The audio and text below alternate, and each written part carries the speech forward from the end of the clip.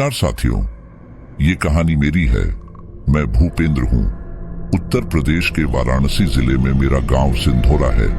मैं पहले अपने परिवार के साथ वहां रहा करता था, लेकिन कुछ समय पहले ऐसा कुछ हुआ कि मुझे अपने पूरे परिवार के साथ वहां से जाना पड़ा। हम कभी कभार वहां चले जाते हैं क्योंकि वहां हमारा पुश्तैनी घर और जमीन है, वो भी छोटा नहीं बल्कि बहुत बड़ा। लेकिन जब जान के लाले पड़े हों तो इंसान इतनी जमीन जायदाद को भी लात मार ही देता है। अब आप लोग सोच रहे होंगे कि हमारे साथ ऐसा क्या हुआ जो हम अपनी इतनी प्रॉपर्टी छोड़कर कहीं और चले गए। तो मैं आपको बता दूं कि यहाँ पर मेरे पूर्वजों ने एक गलती कर दी थी जिसका खामियाजा हमारी पीढ़ी भुगत रही है। ऐसा क्या किया था उन्होंने, ये मैं आगे आपको बताऊंगा। हमारा पूरा परिवार मुंबई में रहा करता था और पैतृक गांव सिंधोरा वाराणसी में था। मुंबई में ही हमारा एक छोटा सा बिजनेस था जो कि मेरे दादाजी ने अपनी जवानी के दिनों में अपनी मेहनत से खड़ा किया था। मेरे दादाजी अब काफी बूढ़े हो चुके थे, इसीलिए अब सारे काम की बागडोर मेरे पिता ने ली थी और अब मेरे दादाजी घर पर हमारे साथ समय बिताते थे। सब कुछ सही चल रहा था कि एक दिन हमारी दादी चल बसी। यहाँ मैं आपको बता दूं तो वो लंबे समय से बीमार पहले ही चल रही थी। खैर, अब मेरे दादाजी का वहां मन नहीं लग रहा था, इसलिए वो वापस गांव में आकर रहने लगे। वो वहां अकेले बिल्कुल नहीं थे, बल्कि उन्होंने अपने लिए 3-4 नौकर रख लिए थे जो उनका अच्छे से ख्याल रखते। इसलिए हम लोग भी शहर में निश्चित थे। हम लोग साल में एक बार गांव जरूर जाते और वहां जाकर दादाजी के साथ समय जरूर बिताते। पता नहीं क्यों इस दौरान मुझे कई बार ऐसा लगा जैसे कि दादाजी शायद हमसे कुछ कहना चाहते हों, लेकिन कह नहीं पा रहे थे। मैंने कई बार उनसे पूछा कि बताइए क्या बात है, लेकिन हर बार उन्होंने यह कहकर टाल दिया कि समय आने पर बताएंगे। अब ये सुनकर मैं भी ज्यादा कुछ नहीं बोल पाता था और फिर कुछ दिनों में छुट्टियां खत्म होने के बाद हम सारे वापस शहर चले जाते थे। ये सिलसिला तब तक यूं ही चलता रहा जब तक कि मेरे दादाजी की मौत ना हो गई। उनकी मौत की जानकारी हमारे घर में काम करने वाले एक नौकर ने दी और फिर हम फौरन प्लेन की टिकट लेकर मुंबई से वाराणसी पहुंचे और फिर वहां से एक प्राइवेट गाड़ी से गांव। हमने नम आंखों से दादाजी को अंतिम विदाई दी और कुछ दिनों तक यहीं रहने का फैसला किया। भले ही मुंबई में हमें बहुत काम था, लेकिन वो काम हमारे दादाजी से जरूरी तो नहीं था। खैर, हम लोग कुछ दिन घर पर ही रहे। यहाँ रहकर हमने कुछ दिन बाद यहाँ हवन वगैरह करवाया और फिर कुछ दिनों बाद हम सारे दोबारा मुंबई आ गए। यहाँ मैं आपको बता दूं कि ये वही समय था जब दादाजी को बलि दिए 10 साल पूरे हो चुके थे और हम लोग इस बात से अनजान थे कि अगर हमें ये सब चाहिए तो किसी की बलि देनी होगी। 1-8 महीने तक तो सब ठीक रहा, लेकिन धीरे धीरे करके मेरे पापा का काम में नुकसान होने लगा। ऊपर से मुंबई शहर में महंगाई भी बहुत है, इसलिए धीरे धीरे करके हमारे ऊपर कर्जा भी बढ़ने लगा। थक हार कर मेरे पिता ने मेरी माँ से कहा कि वो कुछ दिनों तक हम बच्चों को लेकर गांव में हमारे पुश्तैनी घर में रहे। वहां हमारी जमीन भी बहुत है, इसलिए हमें किसी चीज की परेशानी नहीं होगी और तब तक वो यहाँ पर सारा काम फिर से संभालने की कोशिश करेंगे।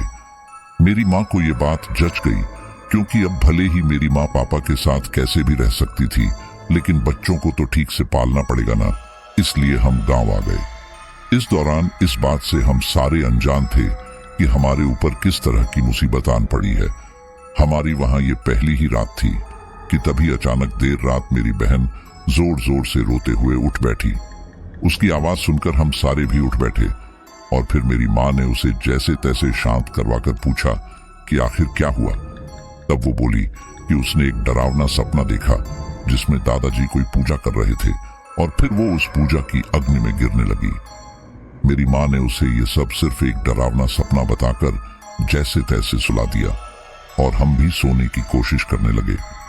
कुछ देर बाद मेरा भाई भी रोते हुए उठा और उसने भी बताया कि उसने भी वही सपना देखा जो कि मेरी बहन ने देखा था। मेरी माँ ने उसे भी समझा बुझाकर शांत करवाया और फिर हम सारे दोबारा सो गए। लेकिन सोने के बाद ही अब की बार मुझे इस तरह का सपना आया। अब मैं अपने भाई बहनों में सबसे बड़ा था, इसलिए रोया तो नहीं, लेकिन घबरा जरूर गया था। मुझे बहुत डर लग रहा था। उस समय मेरा मन तो किया कि मैं भी अपनी माँ के सीने से लगकर सो जाऊं, लेकिन अब मैं 14-15 साल का हो गया था, इसलिए बच्चों वाली हरकत करना नहीं चाहता था। इसलिए मैंने जैसे तैसे खुद को संभाला और सोने की कोशिश करने लगा।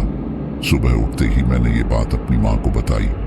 इससे मेरी माँ काफी ज्यादा घबरा गई थी, इसलिए उन्होंने फौरन ही वहां के मौलवी को इसके बारे में बताया।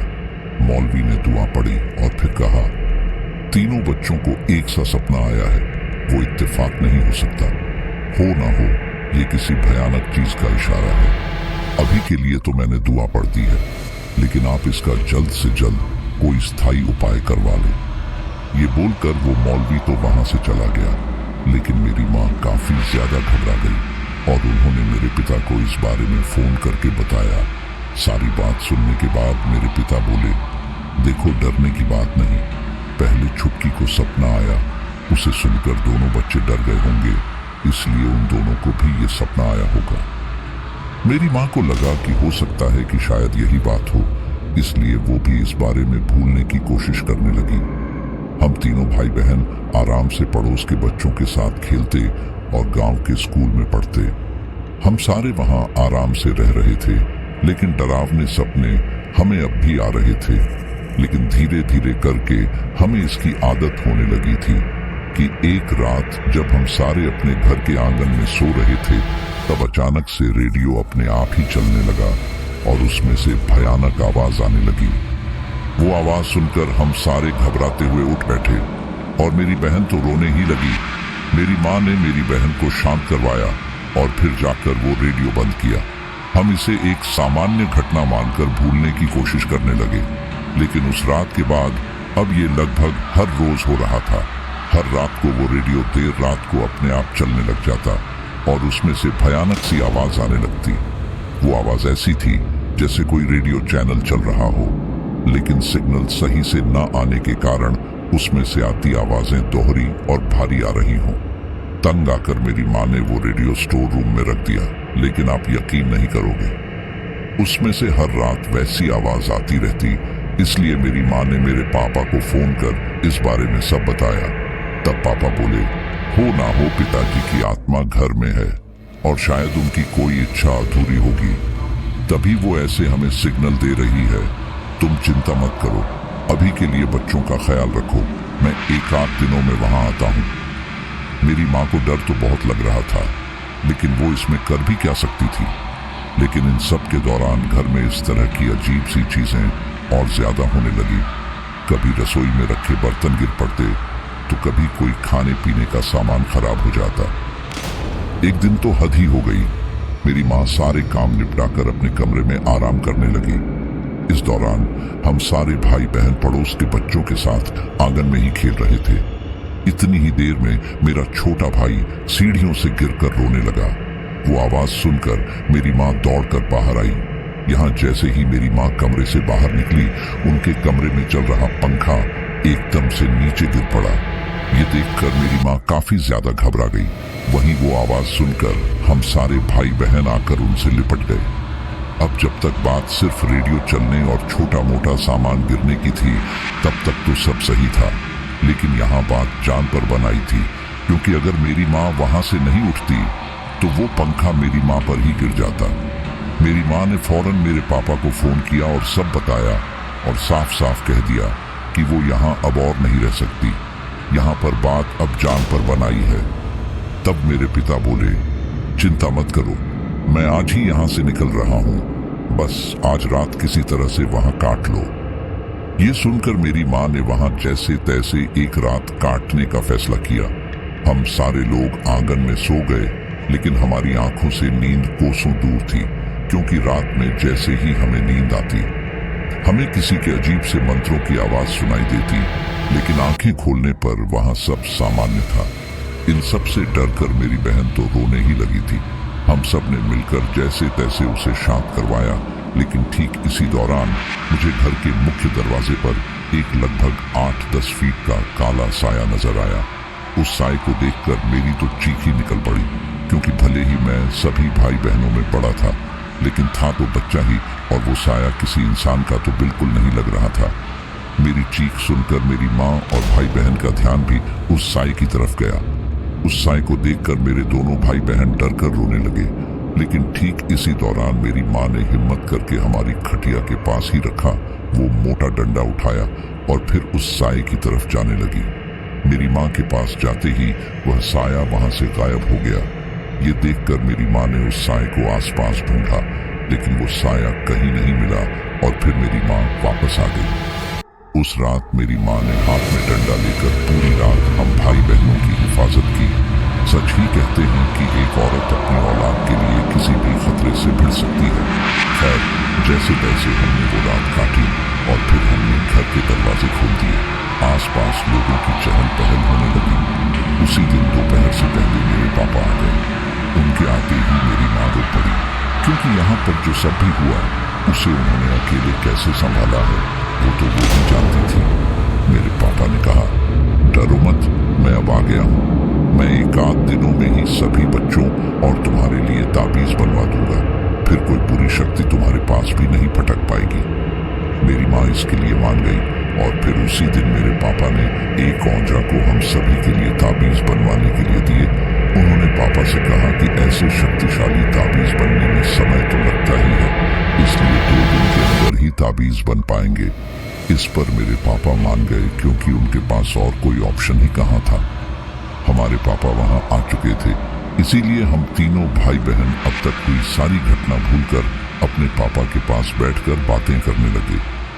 शाम के समय हमारी माँ ने हम सब के लिए खाना बनाया और फिर खाना खाकर रात होने के बाद हम सारे सो गए। यहाँ मैं आपको एक बात बता दूं कि शायद मेरे पिता को अब भी यही लग रहा था कि शायद हम सभी को वहम हुआ होगा, लेकिन आज रात जो यहाँ होने वाला था उसके बाद मेरे पापा के पास इसे न मानने की कोई गुंजाइश ही नहीं रह गई थी। देर रात मेरी माँ ने मेरे पापा को उठाया और फिर कहा कि उन्हें बाथरूम जाना है, इसलिए वो उनके साथ चले। यहाँ आपको मैं एक बात और बताना चाहूंगा कि गांवों में कई घरों में बाथरूम घर से बाहर बनाए जाते हैं। मेरे घर पर भी बाथरूम बाहर की तरफ था। मेरे पिता इसके लिए उठकर उनके साथ बाहर जाने के लिए उठे कि तभी उनकी नजर उस खाट पर पड़ी जिसमें मेरी माँ मेरी बहन के साथ सो रही थी। उन्हें देखकर मेरे पापा की आंखें भय से फैल गई कि अगर मेरी माँ सो रही है तो अभी उन्हें किसने उठाया। वो हैरानी से उस तरफ मुड़े तो पाया कि उस तरफ भी मेरी माँ की ही कोई हमशक्ल खड़ी थी, लेकिन उसका चेहरा पूरी तरह से सफेद था, जो अंधेरे में भी साफ दिखाई दे रहा था। वो भयानक ढंग से मुस्कुराते हुए मेरे पापा को ही देख रही थी। उसे देखकर मेरे पापा उससे दूर जा हटे। मेरी माँ की हमशक्ल उनके पास आई और अपनी भयानक दोहरी आवाज में बोली, बलि बलि बलि बलि बलि। वो ये अपनी भयानक दोहरी आवाज में बोले ही जा रही थी। वो आवाज सुनकर हम सब भी उठ बैठे और अपने सामने उस भयानक दृश्य को देखकर मेरे छोटे भाई ने तो डर के मारे पेशाब तक कर दिया था। ये सब देखकर मेरी माँ ने वापस डंडा उठाया और अपनी उस हमशक्ल के ऊपर मारा। उस डंडे का वार उस हमशक्ल के आर पार हो गया। ऐसा होते ही वो हवा में गायब हो गई। ये सब देखकर मेरे पिता घबराते हुए बोले, मुझे माफ कर दो। मुझे लगा कि ये सब तुम लोगों का वहम है, लेकिन मुझे नहीं पता था कि बात इतनी सीरियस है। मेरी माँ इस पर ज्यादा कुछ नहीं बोली, लेकिन अब मेरे पिता इस समस्या का जड़ से निपटारा चाहते थे। उन्हें पता था कि ये जो भी है वो अभी हाल फिलहाल में ही आया है, क्योंकि इससे पहले तो ये यहाँ नहीं थी। अगले दिन सुबह सुबह हम तीनों भाई बहन आंगन में खेल ही रहे थे कि तभी अचानक मेरी बहन अपनी जगह पर ही रुक गई। हम उसके पास आए और उससे पूछा कि क्या हुआ। वो कुछ नहीं बोली। उसने बस अपनी गर्दन ऊपर की ओर की और दांतों से कटकट की आवाज निकालने लगी। उसे इस तरह से देखकर हम दोनों घबरा गए और दौड़ते हुए माँ पापा के पास गए। वो लोग दौड़कर वहां आए तो देखा कि मेरी बहन हवा में तैर रही थी। इस दौरान वो बलि बलि बलि बोले जा रही थी। ये देखकर मेरे पिता ज्यादा समय न गंवाते हुए सीधे मौलवी के पास गए और उन्हें हमारे घर ले आए। घर आते ही मौलवी ने कुछ दुआ पढ़ी। उनके दुआ पढ़ने के कुछ देर बाद ही मेरी बहन नीचे गिरने लगी। मेरे पिता ने इस बारे में उसी औंझा से बात की जिससे उन्होंने ताबीज बनवाने के लिए दिया था। तब औंझा ने कहा, हो सकता है कि किसी ने तुम लोगों से जलन की वजह से ये सब किया हो, क्योंकि कुछ समय से तुम लोगों की आर्थिक स्थिति भी कुछ खास सही नहीं चल रही है। मेरे पिता को लगा कि हो ना हो यही कारण होगा, इसलिए उन्होंने उस मौलवी से इसका कोई समाधान करने का कहा। तब उस मौलवी ने कहा, तुम्हारे घर को पाक जल से शुद्ध करके बांध देता हूं, फिर वो साया तुम्हारे घर में नहीं आ पाएगा। मेरे पिता इसके लिए मान गए और फिर उस ओझा ने मेरे घर को पाक जल से शुद्ध करके बांध दिया। सच में इस चीज का काफी फायदा हुआ। हमारे घर में अब किसी भी तरह की कोई अजीब सी घटना नहीं हो रही थी। हम लोग चैन की नींद सो पा रहे थे। वहीं अगले ही दिन उस ओझा ने हम सभी के लिए एक एक ताबीज बनाकर दे दिया। अब यहाँ पर सब कुछ सामान्य तो चल रहा था, लेकिन कामकाज बिल्कुल ठप था। यहाँ तक कि हमारी फसल भी बहुत खराब हो रही थी, जिस वजह से धीरे धीरे हमारे ऊपर कर्जा बढ़ने लगा था। इन सब से तंग आकर मेरी माँ ओझा के पास गई और उन्हें बताया कि हमारे घर की आर्थिक स्थिति बहुत खराब हो रही है। हालांकि उस तरह की कोई भूतिया घटना तो नहीं हो रही, लेकिन घर में पैसों की बहुत तंगी आ रही है। कामकाज ठीक से नहीं चल रहा, फसल भी खराब हो रही है। इसको ठीक करने का कोई समाधान है तो बताइए। यह सुनकर ओझा ने कुछ मंत्र पढ़े और कुछ देर तक तो यूं शांत रहा, लेकिन फिर थोड़ी देर बाद वह बोला, ये सब तुम्हारे ससुर का किया धरा है। यह सुनकर मेरी माँ हैरान रह गई, क्योंकि मेरे दादाजी की गिनती तो गांव के उन चंद अच्छे लोगों में आती थी जो गांव का हमेशा भला करते थे। बल्कि मेरे दादाजी तो गांव में हर 10 साल में लंगर भी करवाया करते थे, तो यह सब उनका किया धरा कैसे हो सकता है। तब उस ओझा ने आगे जो बताया उसे सुनकर मेरी माँ के रोंगटे खड़े हो गए। ओझा ने जो बताया वो मैं आपको फ्लैशबैक में जाकर पूरी कहानी के माध्यम से समझाता हूँ। दरअसल ये बात तब की है जब मेरे परदादा जवान हुआ करते थे। मेरे दादाजी उस समय बहुत छोटे रहे होंगे। वो समय ऐसा था जब हमारे घर में किसी चीज की कमी नहीं थी।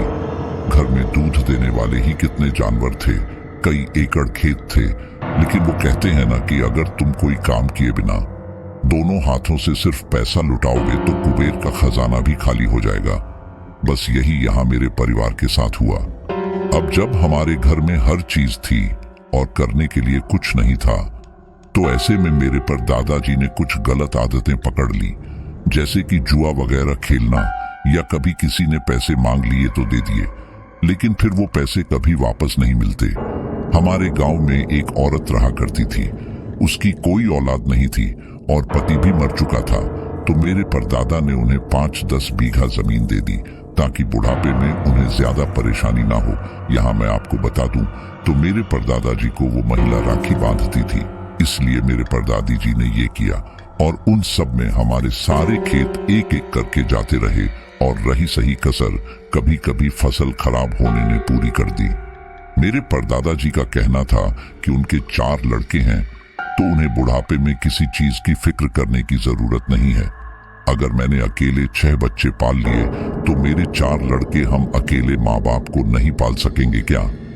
उनकी बात थी तो ठीक, लेकिन उनके पास गुजारा चलाने के लिए जमीन तो थी। लेकिन मेरे दादाजी के समय तक आते आते हमारे पास जमीन के नाम पर सिर्फ 5 या 10 बीघा जमीन ही रह गई थी और उसमें पूरे परिवार का घर चलाना थोड़ा मुश्किल हो रहा था। अब मेरे दादाजी का बचपन काफी अच्छे से बीता था, उन्हें किसी चीज की कमी नहीं थी, लेकिन अब उन्हें हर चीज की कमी का एहसास हो रहा था। इसी कमी ने उन्हें खतरनाक कदम उठाने पर मजबूर कर दिया और अब वो तांत्रिक ओझाओं के पास जाने लगे। जैसे जैसे हमारे घर की आर्थिक स्थिति खराब होती जा रही थी, वैसे वैसे ही मेरे दादाजी का तांत्रिक और ओझाओं के पास जाने का सिलसिला बढ़ने लगा।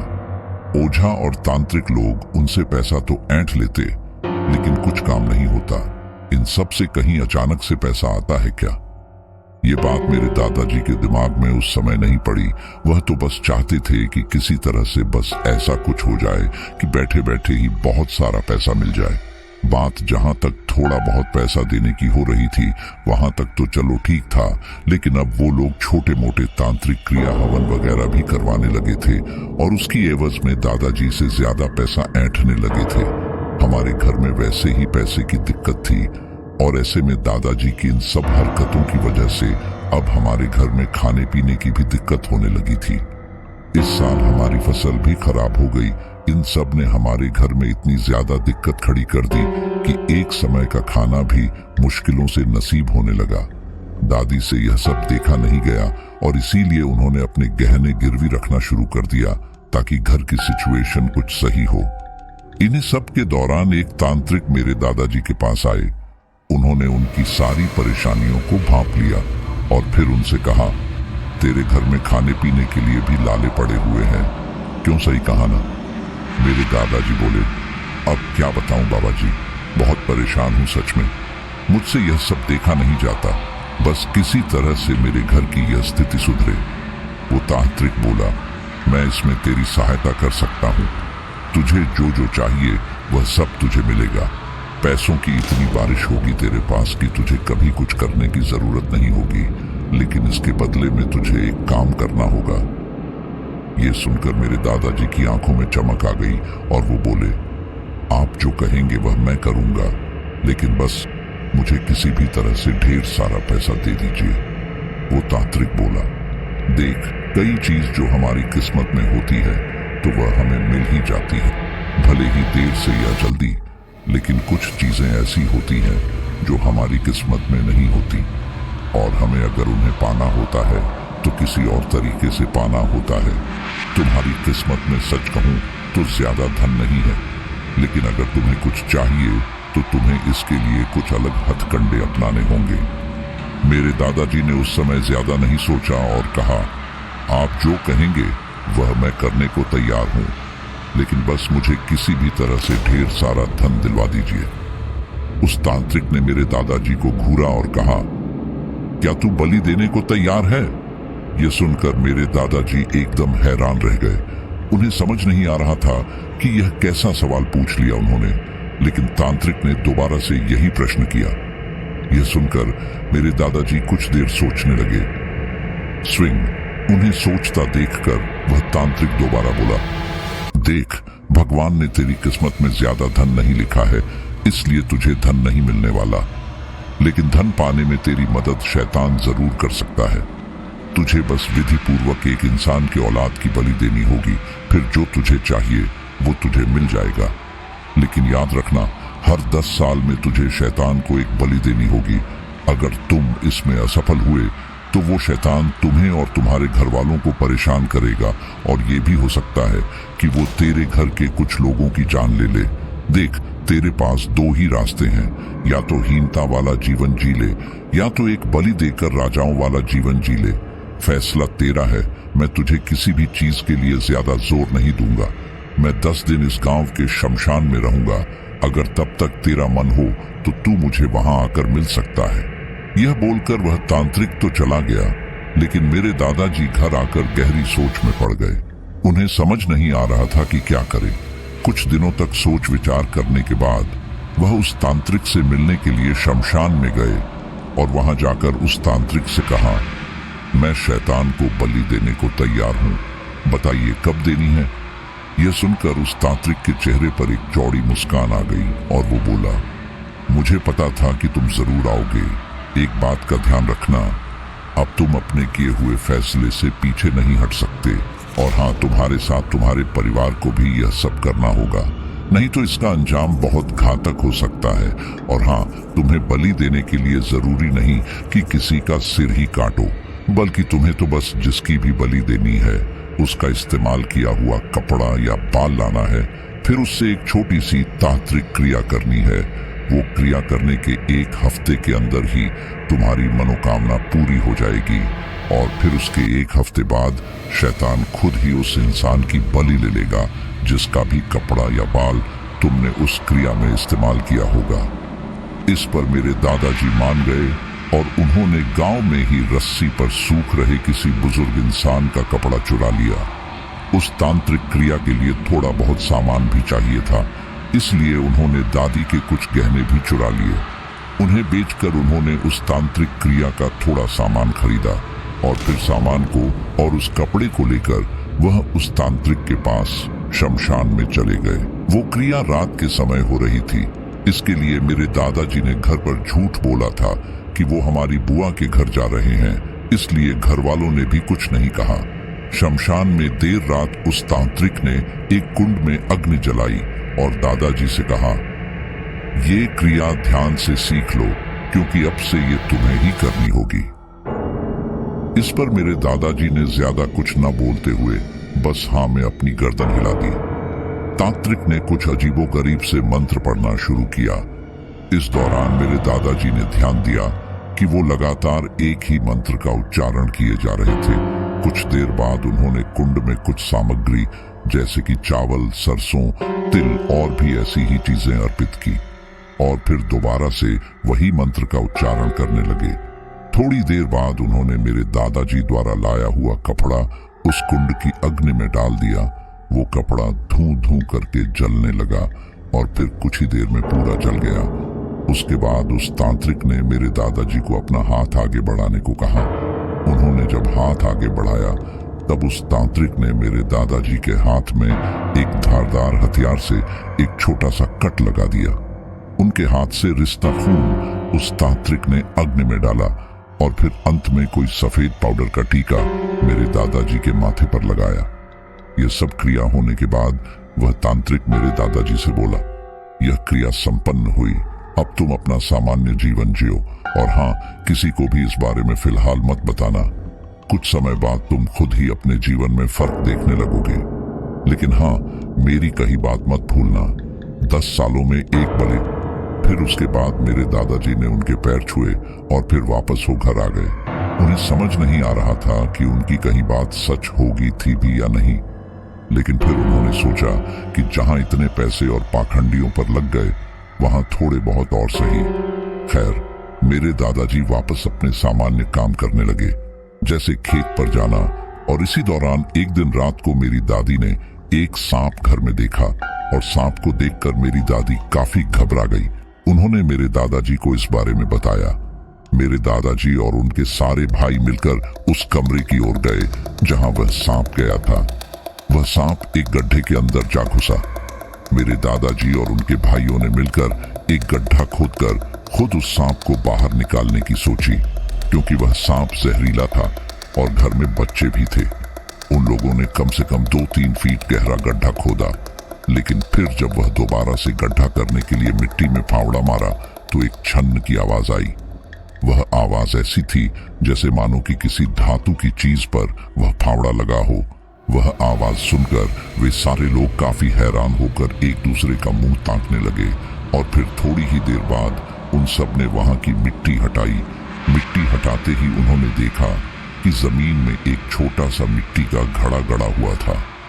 ये देखकर उन लोगों ने जल्दी से उस घड़े को बाहर निकाला और फिर जब उन्होंने उसे खोला तो उन सभी के चेहरों पर एक चौड़ी मुस्कान आ गई, क्योंकि उस घड़े के अंदर सोने के गहने रखे हुए थे। उन सभी लोगों ने वह गहने बेचकर अपना अपना हिस्सा लेकर अलग हो गए। इन सब के कुछ दिन बाद ही जिसका कपड़ा दादाजी ने चुराया था वो मर गया। अब वो काफी बुजुर्ग था, इसलिए किसी को भी इस पर कोई शक भी नहीं हुआ।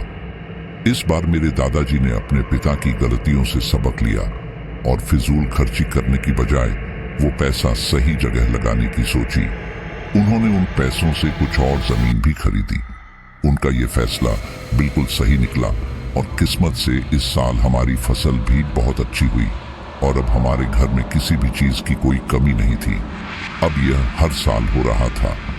हमारी फसल काफी अच्छे से हो रही थी, जिसकी वजह से हमारे सर पर जो कर्जा था वह कुछ ही समय में पूरा हो गया और फिर अब हमारे पास बचत के नाम पर काफी मोटी रकम होने लगी थी। और यहाँ पर मेरे दादाजी ने एक और समझदारी का काम किया कि वह कुछ पैसे लेकर मुंबई आ गए और वहां पर अपना कोई काम धंधा शुरू किया। किस्मत से उनका काम चल निकला और अब हमारे पास पहले से भी ज्यादा पैसा हो गया था। और फिर कुछ ही समय में मेरे दादाजी हमारे पूरे परिवार को लेकर मुंबई आ गए। वहां पर हमारा अच्छा खासा घर भी हो गया था और काम भी बहुत अच्छा चल रहा था। रही बात हमारे गांव के खेत की, वह हमने बटाई पर दे रखी थी। देखते ही देखते 10 साल कब निकल गया पता ही नहीं चला। 10 साल पूरे होने के बाद मेरे दादाजी को याद आया कि उन्हें अधूरा काम करना है। अगर उन्होंने वह काम पूरा नहीं किया तो उसका परिणाम उन्हें क्या, उनके साथ साथ पूरे को परिवार को भी भोगना पड़ सकता है। इसलिए वह अकेले ही इस बार गांव आए। अब उनके पास पैसों की तो कोई कमी थी नहीं, इसीलिए उन्होंने पूरे गांव में लंगर करवाया। सभी लोग इसमें आए। उसमें दादाजी के पैसे तो काफी खर्च हुए, लेकिन उनके लिए वह पैसे अब बहुत कम थे, इसलिए उन्होंने इस बारे में ज्यादा नहीं सोचा। सब लोगों ने मेरे दादाजी की बहुत तारीफ की कि कैसे मेरे दादाजी ने हमारे खानदान को कितनी ऊंचाई पर पहुंचा दिया कि आज हमारे पास किसी भी चीज की कमी नहीं है। सभी लोगों को अपनी तारीफ करता देखकर मेरे दादाजी गदगद हो उठे, क्योंकि एक समय ऐसा था जब सभी लोग हमसे बात करने से भी कतराते थे। उन्हें ऐसा लगता था कि हम लोग कहीं उनसे पैसे वैसे ना मांग लें, और आज देखो, जिन्हें मेरे दादाजी जानते तक नहीं, वह भी अपनी पता नहीं कौन सी जान पहचान उनसे निकाल लेता था। खैर, मेरे दादाजी का यहाँ पर आने का मकसद लंगर करवाना नहीं, बल्कि वह अनुष्ठान करना था। इसलिए इसी दौरान जब सारा गांव इस लंगर वाले कार्यक्रम में आया हुआ था, दादाजी गांव में टहलने लगे ताकि उन्हें किसी का कोई कपड़ा मिल जाए। यहाँ मैं आपको एक बात बता दूं तो मेरे दादाजी हमेशा बूढ़े लोगों के ही कपड़े चुराने का प्रयास करते थे, क्योंकि ऐसे लोगों की उम्र भी ज्यादा नहीं होती। ऊपर से इनके मरने का ज्यादा दुख भी लोगों को नहीं होता। खैर, कुछ समय तक गांव में ऐसे ही घूमने के बाद उन्हें किसी की रस्सी पर सूखती हुई एक धोती मिल ही गई। उन्होंने उसे फौरन लिया और फिर उसे ले जाकर अपने घर के अंदर ही कहीं छुपा दिया। अब आप सोच रहे होंगे कि जब घर में लंगर चल रहा था तो किसी ने मेरे दादाजी को ये करते हुए देखा क्यों नहीं। तो मैं आपको बता दूं कि वो लंगर हमारे घर के अंदर नहीं, बल्कि चौपाल पर आयोजित किया गया था। खैर, मेरे दादाजी का यहाँ आने का जो मेन मकसद था, उसमें से आधा तो पूरा हो चुका था और आधा अभी बाकी था।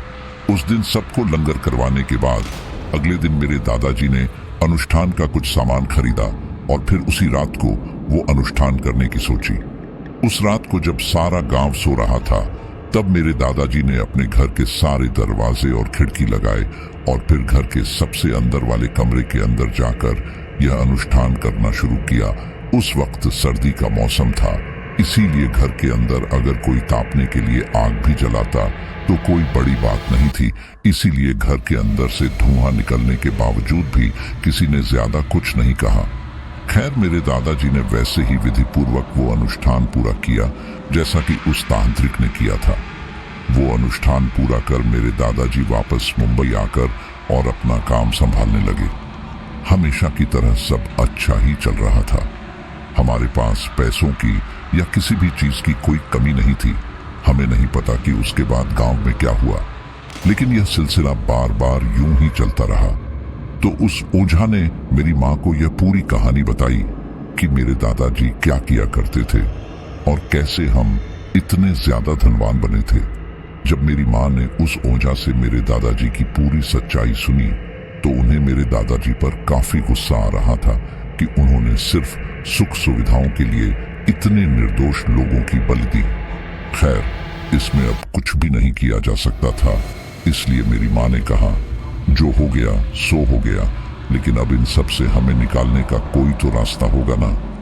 वो ओझा बोला, देखो, रास्ता तो एक ही है, और वो ये कि तुम्हें भी उसी तरह से विधिपूर्वक किसी की बलि देनी होगी। इससे आने वाले 10 सालों के लिए तुम्हारी आर्थिक स्थिति फिर से सुधर जाएगी। मेरी माँ एक अच्छी और सुलझी हुई महिला है।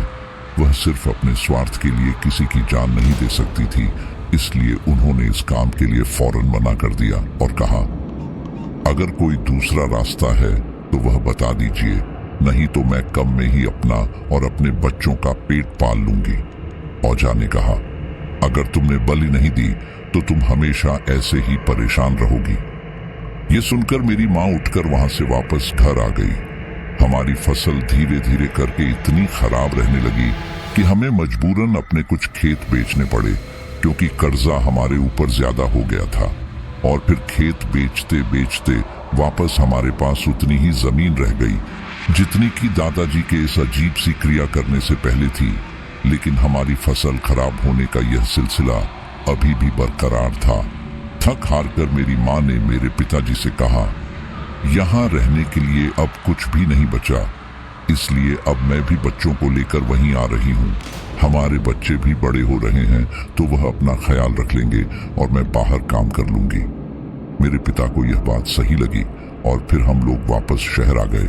वहां जाकर मेरी माँ काम करने लगी, जबकि हम तीनों भाई बहन अब घर पर थे। अब तक मैं काफी बड़ा हो गया था। मेरी उम्र 18 से 19 साल के आसपास हो गई थी, इसलिए मैं भी पार्ट टाइम जॉब करने लगा था ताकि मैं अपने परिवार का थोड़ा संबल बन सकूं। कुल मिलाकर हम सभी के मिले जुले सहयोग से हमारे जीवन की गाड़ी वापस पटरी पर आने लगी थी। हमें लगा कि सब कुछ वापस सामान्य हो गया है, लेकिन कुछ सामान्य नहीं हुआ था। हमारे पास ताबीज था जिसकी वजह से वो शक्ति हमारे ऊपर डायरेक्ट हमला नहीं कर पा रही थी, लेकिन काम में नुकसान अब भी कर रही थी। लेकिन हम लोग इस पर ज्यादा ध्यान नहीं दे रहे थे। कुछ सालों बाद मेरी शादी हुई। उस समय भी सब कुछ सही से चल रहा था। हम सभी आपस में बहुत प्यार से रह रहे थे। इस दौरान हम सब सोचने लगे कि अब सब सामान्य हो चुका है, इसलिए हमने ये बात मेरी पत्नी को भी नहीं बताई। वैसे भी उस बात को अब बताने का तो कोई फायदा भी नहीं था। खैर, हमारी शादी के 1.5-2 साल बाद मेरी पत्नी को बच्चा हुआ। हम सब बहुत खुश थे हमारी अगली पीढ़ी के आने से, लेकिन ये खुशी ज्यादा देर तक नहीं चली, क्योंकि मेरा बच्चा जन्म के समय तो सामान्य था, लेकिन पैदा होने के थोड़ी देर बाद उसे सांस लेने में दिक्कत होने लगी। इसलिए उसे वेंटिलेटर पर रखा गया। मेरी पत्नी ने उसे दूध पिलाने की भी कोशिश की, लेकिन वो बच्चा था कि दूध पीने को तैयार ही नहीं था। वो बस रोए ही जा रहा था। ये सिलसिला लगभग 2 घंटे तक यूं ही चलता रहा और फिर 2 घंटे बाद बच्चे ने खून की एक उल्टी की और फिर हमेशा हमेशा के लिए उसकी आंखें बंद हो गई। मेरी पत्नी का रो रो कर बुरा हाल था, क्योंकि वह माँ तो बनी, लेकिन सिर्फ 2 घंटे के लिए। खैर, मेरी माँ और बहन ने मेरी पत्नी को संभाला और हम सभी मर्दों ने मिलकर बच्चे का अंतिम संस्कार किया। इस दौरान हम सभी को यही लगा था कि बच्चे को सांस लेने में दिक्कत थी, इसलिए ये सब हुआ, लेकिन हमें नहीं पता था कि इसकी असली वजह कुछ और ही है। खैर, हम सभी को इससे उभरने में समय तो लगा, लेकिन धीरे धीरे करके संभल ही गए। इन सबको 5-6 महीने होने को आए थे कि मेरी पत्नी ने दोबारा उसके गर्भवती होने की खुशखबरी दी। हम सभी इससे बहुत खुश थे और अब हम आने वाले मेहमान का इंतजार करने लगे। लेकिन इस दौरान मेरी माँ बहन ने इस बात का विशेष ध्यान रखा कि पहले वाली गलतियां दोबारा ना करें। इसलिए वो दोनों मेरी पत्नी का खाने पीने का काफी अच्छे से ख्याल रखने लगी। घर का सारा काम वही दोनों देख लेती, लेकिन मेरी पत्नी को एक कमरे का पोंछा लगाने के लिए कहा गया ताकि बच्चा मूव करता रहे, क्योंकि इस हालत में आराम जरूरी है, लेकिन हाथ पैर थोड़े तो चलते रहने चाहिए। खैर, सब कुछ एकदम अच्छे से चल रहा था। मेरी पत्नी की सारी रिपोर्ट्स भी ठीक थी और रिपोर्ट्स के हिसाब से बच्चा भी एकदम ठीक था। लगभग 9 महीने बाद मेरी पत्नी ने दोबारा एक सुंदर और स्वस्थ बच्चे को जन्म दिया। डॉक्टर ने कहा कि बच्चा एकदम ठीक है। ये सुनकर हम सारे बहुत खुश हुए, लेकिन ये खुशी भी हमारी ज्यादा देर तक ना चल सकी, क्योंकि इस बच्चे को भी सांस लेने में तकलीफ हुई और फिर थोड़ी ही देर में वो भी पहले वाले बच्चे की तरह खून की उल्टी करके मर गया। हमने जैसे तैसे मेरी पत्नी को संभाला, लेकिन अब वो इन सब से काफी परेशान रहने लगी थी। खैर, 1 साल बाद मेरी पत्नी ने दोबारा खुशखबरी दी, लेकिन अब की बार हम और ज्यादा सतर्क थे। हमने उसके लिए भी एक शक्तिशाली ताबीज बनवा दिया जो माँ और बच्चे दोनों की ही ऊपरी शक्तियों से रक्षा कर सके। लगभग 9 महीने बाद मेरी पत्नी की डिलीवरी हुई और इस बार भी यही हुआ। अब ये तीसरी बार हो रहा था और हर बार बच्चा ऐसे ही मर रहा था। इसलिए मेरी माँ बोली, मुझे लगता है कि वो शैतान बलि मांग रहा है और अगर हमने उसे बलि नहीं दी तो वो ऐसे ही हमारी आने वाली पीढ़ी को मारता रहेगा। ये सब सुनकर मेरी पत्नी हैरान रह गई कि आखिर मेरे माता पिता किस बारे में बात कर रहे हैं, और फिर मैंने उसे शुरू से लेकर सारी बात बता दी। ये सुनकर मेरी पत्नी उस पल को कोसने लगी जब उसकी मुझसे शादी हुई थी। वो बहुत नाराज थी और उसकी नाराजगी जायज भी थी। आखिर उसने अपने 3 बच्चे जो खोए थे। खैर, मैंने उस समय उसे ज्यादा नहीं छेड़ा, लेकिन इस बात का समाधान निकालने के लिए हम दोबारा उसी ओंझा के पास गए। उस ओंझा ने सारी बात सुनने के बाद बताया, तुम लोगों का वो घर भी उसी शैतान की बदौलत है। लॉजिकली वहां उसकी हुकूमत चलेगी। ये सुनकर मैंने उसे इसका कोई स्थायी समाधान निकालने के लिए कहा। तब वो बोला, एक स्थायी समाधान ये है कि तुम्हारे इस घर को भी बांध देंगे ताकि कोई बुरी शक्ति दोबारा तुम्हारे घर के अंदर ना घुस पाए, लेकिन इन सब में लगभग 50,000 रुपए लगेंगे। इस समय मुझे पैसों से ज्यादा मेरे परिवार की फिक्र थी, इसलिए मैं इसके लिए मान गया। कुछ ही दिनों में ओंझा हमारे घर आए और उन्होंने पूरे घर पर शुद्ध जल छिड़क कर कुछ अजीब से मंत्र पढ़े। उस ओंझा को मंत्र पढ़ते हुए लगभग 10 से 15 मिनट के आसपास हुआ होगा कि तभी अचानक वहां पर किसी के करहाने की आवाज आने लगी। वो आवाज सुनकर मेरी पत्नी काफी घबरा गई, लेकिन मेरी मां ने उसे संभाल लिया। ओंझा के मंत्रोच्चारण का सिलसिला जारी था और इसी के साथ ही वह करहाने की आवाज भी। कुछ देर बाद घर के अंधेरे कोने में से एक स्याह काली 8-10 फीट की आकृति उभरी। वो आकृति शायद वही आकृति थी जो उस रात हमें दिखाई दी थी। उस आकृति को देखकर हम सारे काफी ज्यादा घबरा गए कि तभी वो आकृति उठकर तेजी से हमारी ओर अपनी भयानक दोहरी आवाज में चिल्लाने लगी, बलि बलि बलि बलि बलि। ये बोलते हुए बढ़ने लगी। उस आकृति को देखकर हम सारे घबराते हुए पीछे हटने लगे थे कि तभी वो आकृति तेजी से मेरी पत्नी के पास आई और उसे बलि बलि बलि कहते हुए एक जोरदार थप्पड़ मारा। थप्पड़ पड़ते ही वो चीखने लगी और मैं दौड़कर उसके पास आया। ये सब देखकर वो ओंझा बोला, डरो मत, उसे खुद तकलीफ हो रही है, इसलिए तुम लोगों को भी तकलीफ दे रहा है ताकि तुम लोग ये यहीं रोक दो, लेकिन तुम लोग हार मत मानना। ये सुनकर हम लोगों ने जैसे तैसे खुद को संभाला, लेकिन फिर अगले ही पल उस साए ने मेरी बहन को एक जोरदार थप्पड़ मार दिया। वो थप्पड़ पड़ने पर मेरी बहन रोते हुए मेरी मां के सीने से जा लगी। वो साया हर थोड़ी थोड़ी देर में हम में से किसी को एक एक करके थप्पड़ मारे जा रहा था, लेकिन हम सब ने फिर भी हार नहीं मानी। खैर, अब तक मंत्रोच्चारण के इस सिलसिले को 4 से 5 घंटे बीतने को आए थे, लेकिन ना तो वो ओंझा हार मानने को तैयार था और ना ही वो दुष्ट साया। लेकिन ओंझा था तो इंसान ही, इसलिए वो बोला, इसे मैंने इतना परेशान किया, लेकिन यह है कि जाने का नाम ही नहीं ले रहा। लेकिन कोई बात नहीं, कल मैं और ज्यादा तैयारी के साथ आऊंगा। ये बोलकर वो ओंझा वहां से चला गया। वहीं उनके जाने के बाद मेरी पत्नी बोली, मुझे नहीं लगता कि वो साया यहां से जाने वाला है, इसलिए मेरी मानो तो उसे जो चाहिए वो उसे दे दो। तब मेरी मां ने उसे समझाया, वो कोई लड्डू पेड़े नहीं मांग रहा जो देकर बात खत्म करे। अगर बात यहाँ पैसे देने से खत्म हो सकती तो हम वो कर देते, लेकिन यहाँ वो बलि मांग रहा है और हम अपना घर बचाने के लिए किसी और का घर उजाड़ दें, ये तो गलत होगा ना बेटा। ये सुनकर मेरी पत्नी गुस्से में बोली, और इस वजह से बार बार मेरी कोख उजड़ रही है, उसका क्या। जब अपने बच्चे सही सलामत हो तो कहना बहुत आसान होता है, आपका क्या है। लोग तो मुझे ताने मारते हैं कि मुझ में ही जरूर कोई कमी होगी जो मेरे बच्चे जी नहीं पाते। ये बोलकर वो रोते हुए अपने कमरे में चली गई।